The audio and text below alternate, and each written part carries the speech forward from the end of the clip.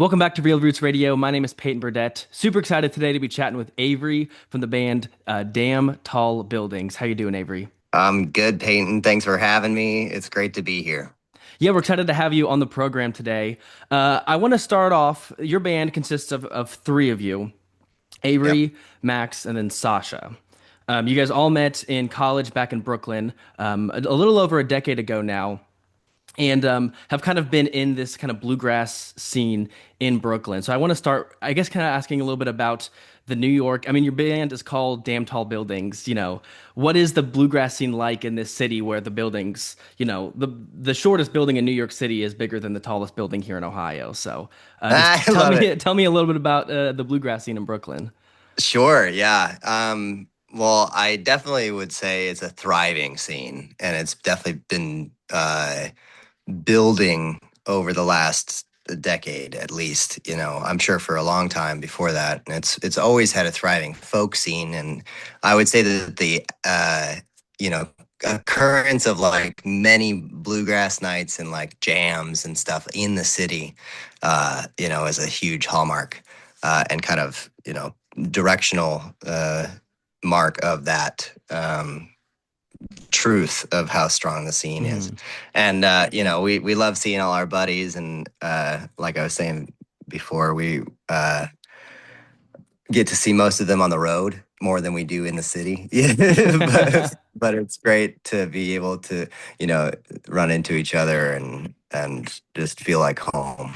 Being out on the road, you guys kind of started busking was kind of how you guys Mhm. as part of your early story. And now you guys kind of playing shows really wherever you can. How important has kind of that the amount of shows you guys have played over the years, and also the band, it being three of you and the three of you sticking with it for the past decade plus? How important has kind of that consistency and that practice been here in 2025 as you guys were building this new record? Very, very important, and very much informs the record. We are definitely a heavy touring band, like you said, and we love that's a big part of what we love about this work. And I would say that like if we didn't do that, I'm not sure we'd have something to write about. Like Mm. Max Capistran, who's our guitarist and primary songwriter. Uh, we've talked about that before, and that's definitely something that he believes very deeply, is that our experiences on the road are like what feed the creative spirit of the band. So, and I know that we all three agree on that. That's really cool And because I've heard from other bands where it's like, a lot of my writing or a lot of my inspiration comes from daily life versus when yeah, they're out on the road, they're not really writing at all because life is just different. So, what is it about being out on yeah. the road that leads to so much inspiration for y'all? That's a very interesting question in that context, because I think we are a little bit unique as a band and as a trio, Hmm. definitely from playing so many hours together, like busking and then gigs, all that stuff. But also just as friends, I think that like we uh, like the being on the road feels more like daily life. We Hmm. do have our lives in New York, and those are equally strong and like important to us when we're here.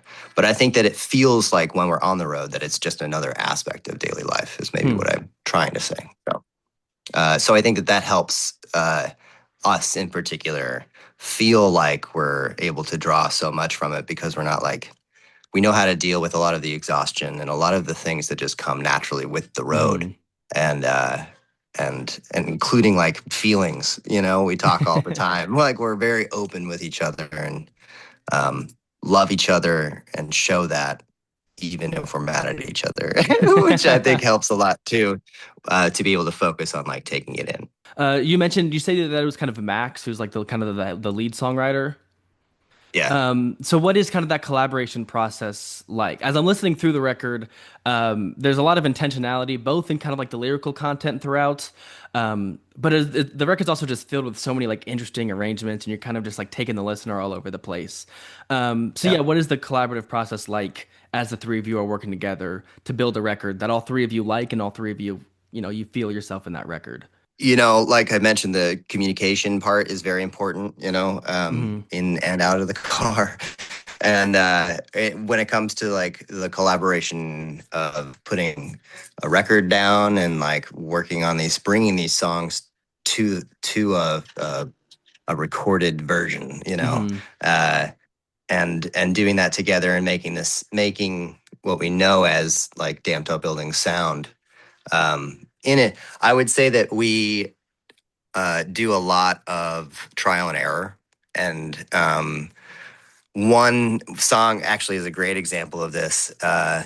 One song on the record is called "Ease Your Mind," Hmm. and Max has been joking on stage that it's a new old song. It's our newest oldest song, and part of that is because like Max has had this song in a version where it just really it needed something else. It needed an element where Sasha and I both felt that feeling inside, and like thankfully we're able to collaborate in that way where we're able to like have a discussion about that, and we trust each other. Hmm. Where Max isn't going to take it personally when he sincerely asks what we think, and we tell him what we think. And then but then 6 years later, like what we think is kind of like the perfect fit for that original idea came about and then like happened to fit really nicely on the record. So that I think is a great example of that kind of Hmm. collaboration that's true across the board. It sounds like y'all's friendship as a trio and y'all's like super tight relationship is the core of the band and of the music making process because it doesn't sound like Damn Tall Buildings would be able to create their sound and kind of create their atmosphere without all three of you just knowing each other so well. Is that a correct assumption? I would say so, yeah. And I think the others would say so too. They're all like, man, I'd rather, I don't even Yeah, need to be right. friends with Yeah, they can Avery. You can call keep him in around. maybe. Yeah, exactly. So I want to talk about the first single y'all released is also the title track of the album, "The Universe Is Hungry." That song definitely feels like the anchor to the record. The line in that song is like, "The universe is eating us alive. We'll probably all die, but I hope that like you and I survive." Um, Yeah. what is it about that idea and kind of that line in particular that was so compelling to y'all that you kind of wanted a record to almost build a record around it? It feels like. Great question. I would say that for the record, we discovered it to be Mm. the kind of axis point Yeah. after everything was recorded. So like that was one of those things that it was just like, oh, I guess it's kind of been obvious the whole time, but we didn't realize until just now. But then we all realized at the same time. So that I think made it even more true. And and then that line in particular is definitely inspired, like what I was saying before, with being on the road and connecting with so many people and so many different people and so many, different cultures back to back to back. Like even just across the United States, it's such a big place. And and it's amazing how we all have a lot of similarities and a lot of differences, and that communication is like the communication goes beyond just verbal communication. It's like a connection point of humanity where I think that like we really do all want each other to survive at Hmm. the end of the day. So that comes from what we've learned from interacting with everybody and finding that to be true, and then being able to put that into a very sing-alongable song. Which is the whole goal, I guess, at the end of the day. It's very fun. It's wonderful to hear crowds sing that Yeah. and be able to join that. It's nice. So thinking about that song as like the title track, now as I'm kind of thinking about the record as a whole, the opening song, is called "The Simulator," and it Yep. it opens with this kind of gospel sound. It's definitely a song where you're kind of like reflecting on life, kind of wanting like the real deal, not wanting the simulation. Just take me into the creation of that Yeah. track because that was just a big standout for me. From a recording standpoint, we use a single like large diaphragm condenser microphone. Okay. And then so that picks up both the guitar and the fiddle and our voices. And and so we leaned into that being kind of like the center point of how we recorded the record, Hmm. which was really fun. And through that one, we definitely wanted to capture, you said the gospel sound, that kind of like, congregational it's like, you know, it's all very tongue in cheek. That song is like a very funny Hmm. uh look at possible theories, and like it's so wonderful to be able to put this in a context of like beauty, you know, harmonious Hmm. beauty, like a sacredness that is there and also uh worth taking in good humor. so Hmm. so I'd say that that's, yeah, that's the best way I could put that. So you don't think we're living in a simulation? Not Well, 100% convinced. I don't know. I don't know. I It's think whether we possible. are or not, it's good to have good humor about it, you know? That's well said. Uh, so, like I said, the record kind of sonically is everywhere. It's not just a straight bluegrass, and not just a straight bluegrass folk record. The use of Totally. the electric guitar is pretty prominent, especially in the front half of the record. Is that Max Yep. who's playing electric guitar? Did y'all bring someone in? And what was it about the Yep. electric guitar That's Max. sound that y'all wanted? Yeah. Yep. That's Max playing, Okay. uh, Because you get something with the and electric guitar you don't get with the more acoustic instruments. definitely. Yeah. I would say that like there were a few sounds that we wanted to accomplish simply, uh, but to bring a little bit more fullness to some moments. Hmm.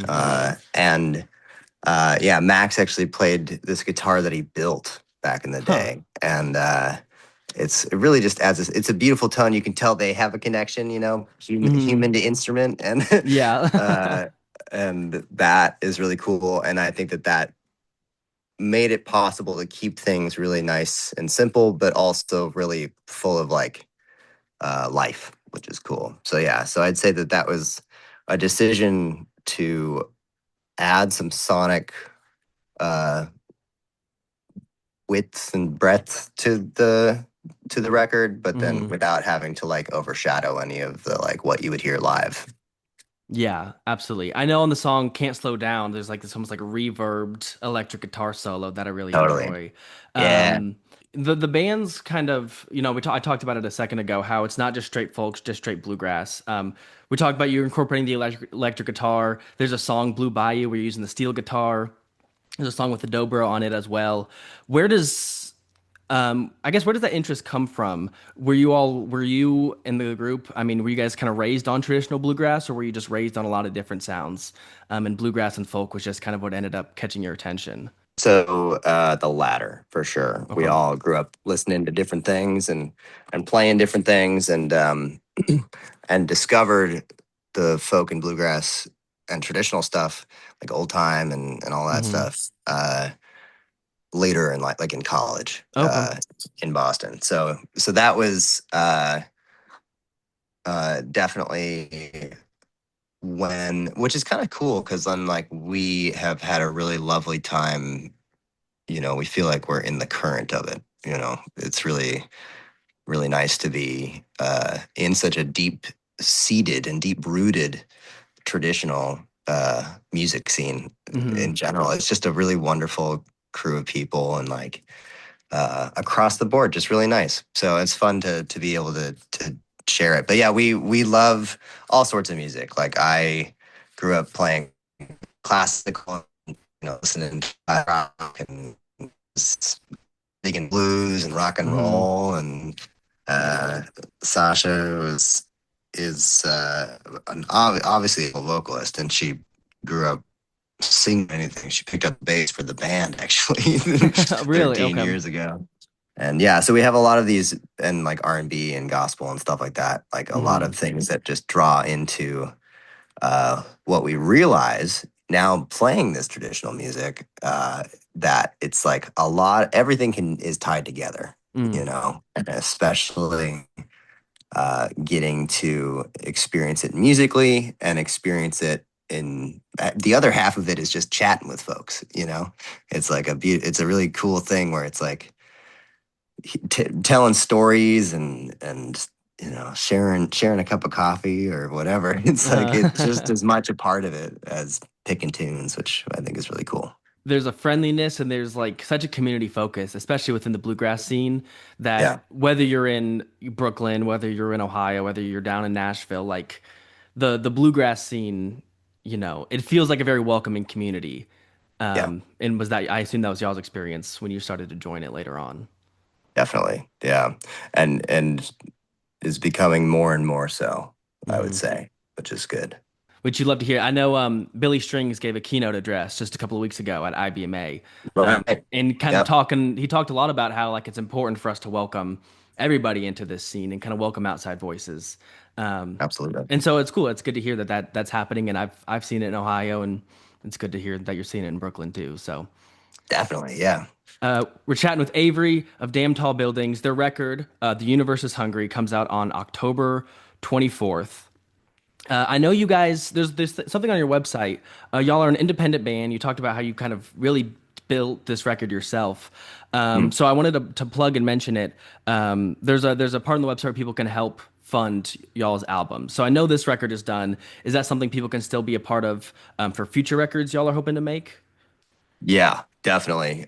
We are so, I mean, yeah, the response and the love to all of that was so wonderful and Hmm. make is literally making this possible. Currently still making it possible. And like it's awesome. It's such a beautiful thing to be able to, share in the joy of releasing music. And Hmm. that's the response we've been getting from people who have been giving so graciously. It's like it's a shared joy, which is so cool. So Yeah. yeah, so definitely we love this is the first time we tried um just kind of a hey, there's a page on our website if you want to check it out kind of approach. And it was really, really nice and well received. So I'm sure we'll be using that for um future projects. Yeah. Yeah. Well, and kind of that support that you guys got from fans to help put on this record. You know, a lot of people and a lot of bands, and rightly so, they're so focused on like the social media and the online presence and how do we get more followers on Instagram and Facebook. But one thing I've learned, and I wonder if this is true for y'all, is the bands who are out there touring and doing in-person stuff and getting to meet fans in person and kind of build those like personal real life relationships is just as important, if not more, than just trying to gain, social media success. Is that something? I mean, how important has that been for your band, a band that has been out there meeting people and touring for a while now? I think personally speaking, I definitely notice more bands that kind of do both, you know. Yeah. Uh the deeper connections are always in person. And for us, it's definitely we prefer that. We think that like the internet is uh you know it lies to you. The internet lies. uh, yeah, it's one of those so things, so I think you got to use it, but yeah. exactly. So it's like but it's been proven to us time and time again that like uh direct connection with folks is always uh, kind of a surefire way to really like make long lasting connections Hmm. and then feel good about releasing something that we want our fans to hear. Yeah. Like it's not just like let me throw it out to all these followers that I think listen. It's like Uh-huh. I know that everybody who really is following is listening. So that's really Mhm. I think a hallmark to uh, getting out there and playing and then also talking with your audience is really nice. Go to the Yeah. merch table. Exactly. Avery, it's been great chatting with you. Super excited. The Universe is Hungry, going to be out on October 24th. Your third single, Turkish Airlines, set to be released on October 8th. So it is available Yep. now.